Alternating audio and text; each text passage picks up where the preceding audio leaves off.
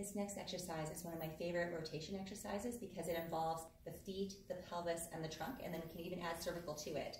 So just take your time on this one. I'll show you some progressions as we go. You can have the left leg in front of the right.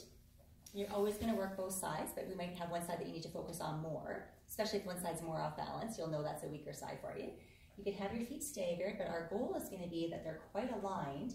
And if you feel like the back leg is really turning out, try to take that heel and move it outwards a little bit. Don't just worry about trying to slide your foot inwards. Try to move that heel out a little bit. So now my feet are working. So I have my toes kind of spreading and gripping. I'm going to tuck my pelvis under a bit so my back's not arched.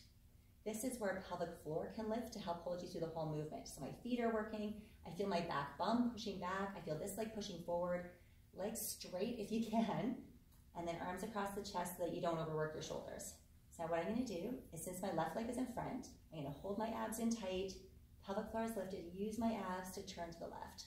So I'm turning towards the front leg.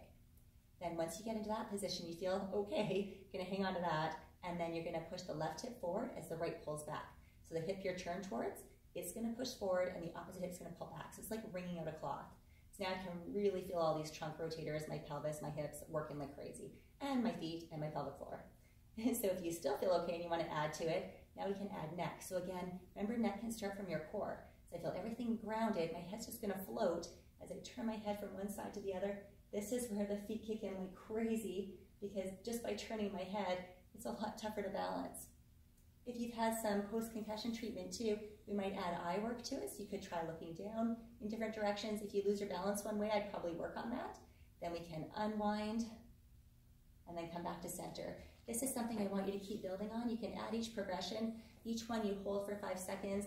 Adding the neck and eye work is amazing. Just make sure you're not tightening up anything here. It's all from the center.